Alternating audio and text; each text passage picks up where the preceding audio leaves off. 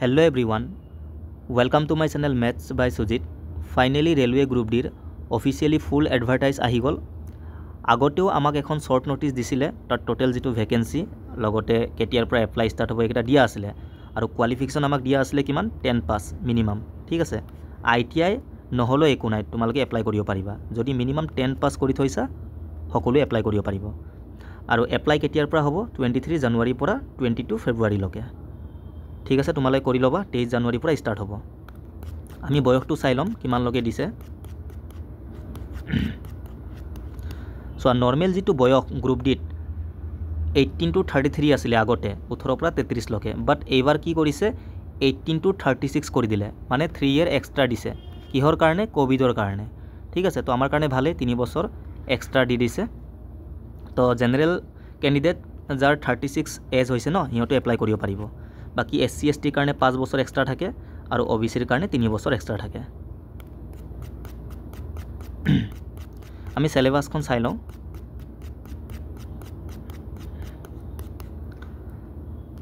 total তোমালোকৰ group D এক্সামত 100 number of question থাকিব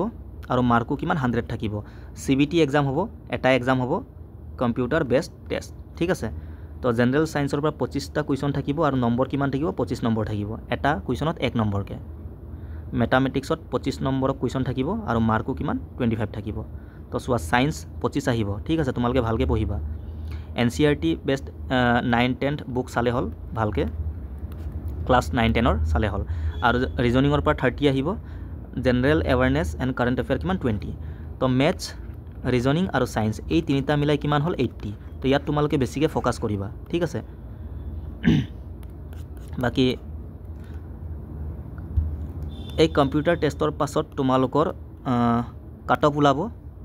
PET কাৰণে মাটিব ফিজিক্যাল এফিচিয়েন্সি টেষ্ট ঠিক আছে 3 গুণ মাটিব যিমান ভ্যাকেন্সি আছে তাৰ 3 গুণ ফিজিক্যাল টেষ্টৰ কাৰণে মাটিব ৰানিং হ'ব লগতে ওয়েট থাকে এটা নৰমাল হয় একো নাই মাৰ্ক নাই জাস্ট কোয়ালিফাইং সোয়ালিৰ কাৰণে তোমালোকৰ বেলেগ টাইমিংটো ৰানিংত 1 কিলোমিটাৰ ৰানিং কৰিব লাগে তোমালোকে 5 মিনিট 40 সেকেন্ডৰ ভিতৰত পালে হল মানে ঠিক আছে আৰু লৰাৰ কাৰণে কিমান 1 কিলোমিটাৰ 4 মিনিট 15 সেকেন্ড মানে ইমান টাইমৰ ভিতৰত অকল পাৰ কৰিব লাগে ৰানিং কৰি কমপ্লিট কৰিব লাগে মানে ইয়াতকে 1 সেকেন্ড বেছি লাগলেও তোমালোকে ফেল হৈ যাবা ঠিক আছে কিন্তু মেৰিট তোমালোকৰ CBT ৰ পৰাই বনিব প্ৰথমে তোমালোকক ওয়েট উঠাব দিব 35 কেজি লৰাৰ কাৰণে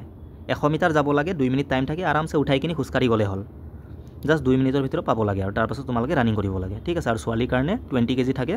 100 মিটাৰ 2 মিনিটৰ ভিতৰত গৈ পাব লাগে অকল পেলাব নালাগে মাটিত মান টাচ হ'ব নালাগে বাকি তোমালোকে যেনেকে মন তেনেকে উঠাই লৈ যাব পাৰা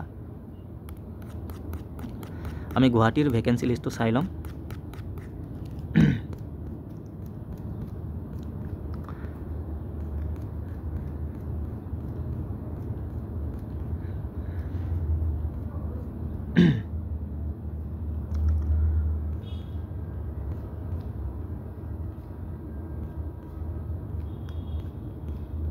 এটো নিউ দিল্লীৰ চেন্নাই গোৰখপুৰ এটো গুৱাহাটীৰ আৰু তোমালোকে চাই লবা পোষ্ট ওয়াইজ কে দিয়া আছে SNT মানে সিগন্যাল এণ্ড টেলিকম ইয়াৰ কাৰণে জেনাৰেলৰ কিমান 47 পোষ্ট SC ৰ 20 ST ৰ 9 এনেকে দিয়া আছে ঠিক আছে আৰু ওয়াৰ্কশ্বপৰ কাৰণেও দিয়া আছে এইকেটা টোটাল জেনাৰেলৰ পোষ্ট কিমান 828 আৰু SC ৰ টোটাল 309 ST ৰ কিমান 153 আৰু OBC ৰ 552